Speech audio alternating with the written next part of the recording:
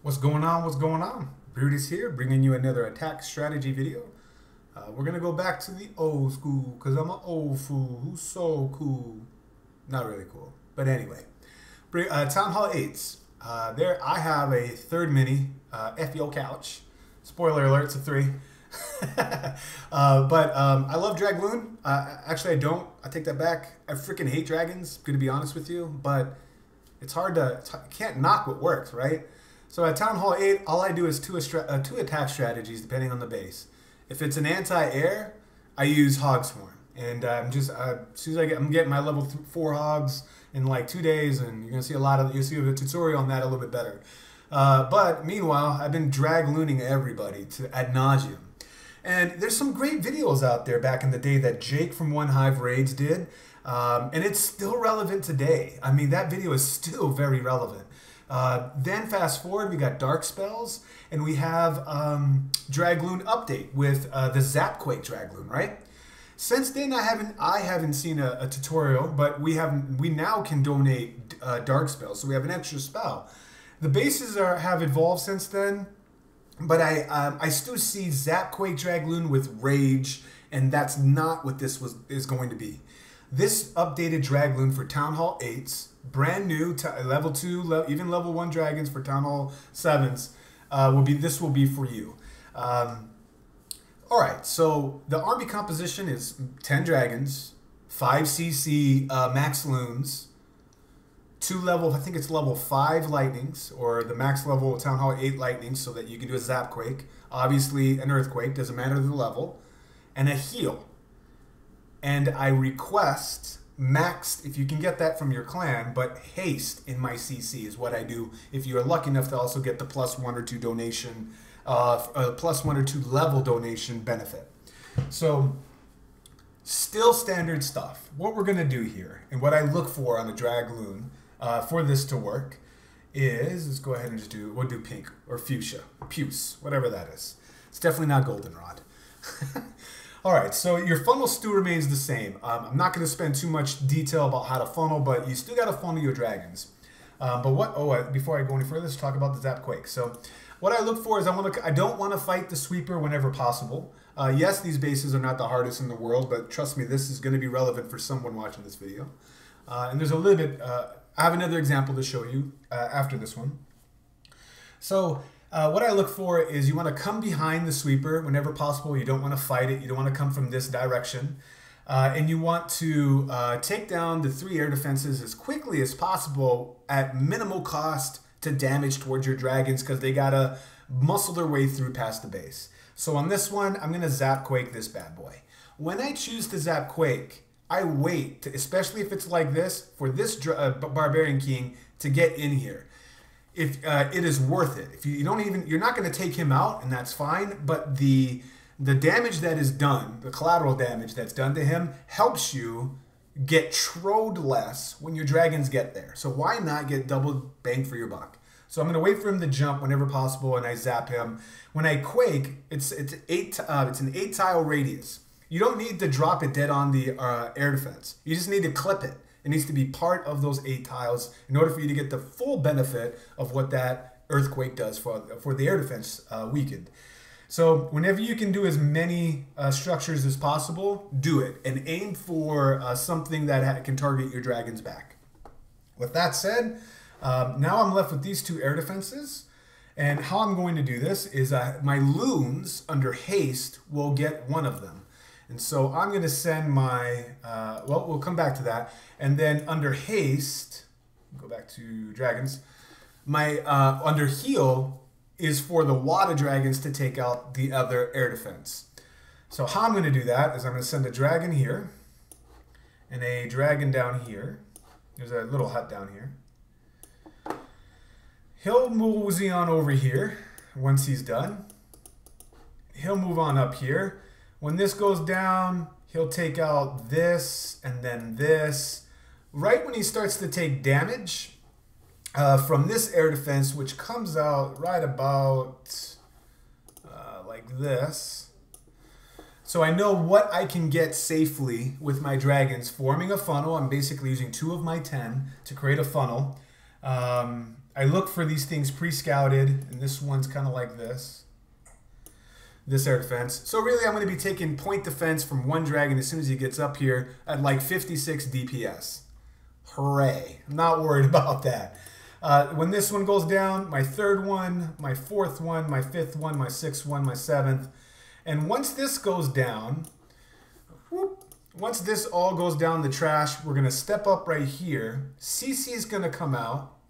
I'm going to have a heal down because the CC is going to act like a magnet for the wad of my dragons. And there's a high hit point storage here. So I'm going to put a heal right here for two reasons. To muscle through this high hit point storage while it's under fire from the air defense, as well as comfortably take on a max dragon, most likely, in the CC. What I usually, at this point, I'll stop and explain why I don't use rage. The dragon will do 300 more than that because it's going to be max. Whatever. I know a level 4 dragon's 300 damage per attack. But a max dragon is going to be coming out, and it does splash in the air. So when your dragons clump together because they're all gonna lock onto the CC dragon, the one breath of a dragon is going to hit like 4 of your dragons.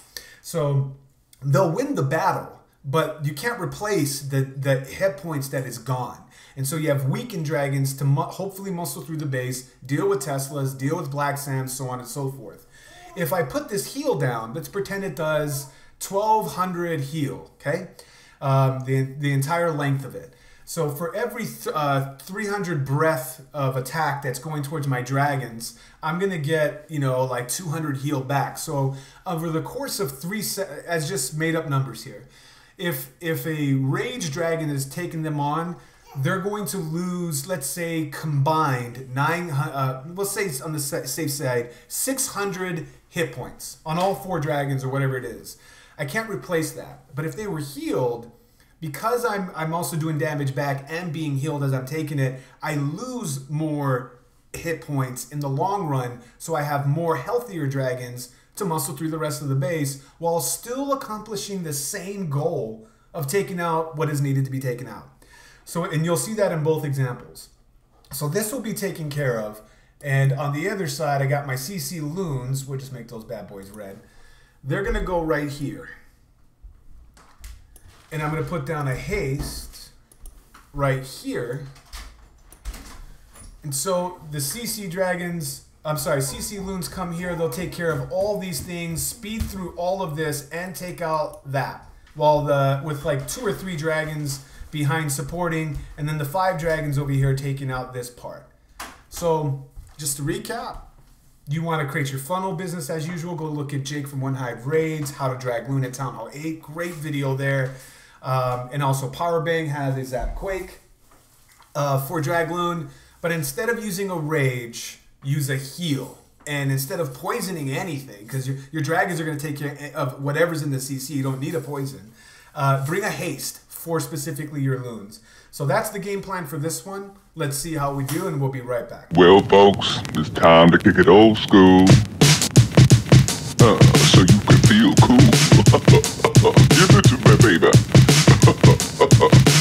Baby. Yeah.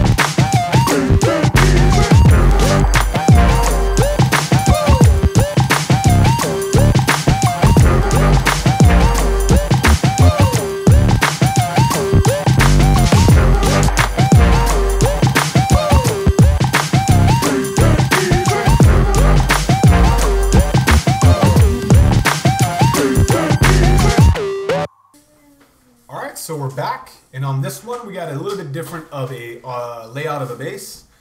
It's got core. This one is your attempt at being anti-DragLoon or anti-air. This one has the sweeper coming from the top. And the funnel, natural funnel breaker with these camps. So let's just cut to the chase because we already talked through the points that we're going to do. I believe there were some camps on the corner, but at the end of the day, what I'm doing is I want to take a dragon here, a dragon down here, here. We're going to funnel them all in. Once I get this camp taken care of, I believe, if I'm not mistaken, I use my BK to take care of this. I think I do.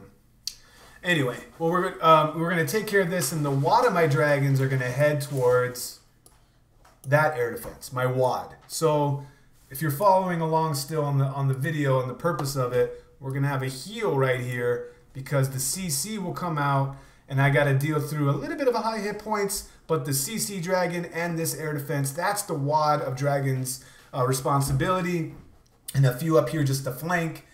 This a little bit different here. I'm going to zap quake this, and my quake is going to take care of about this section. Take down those as well.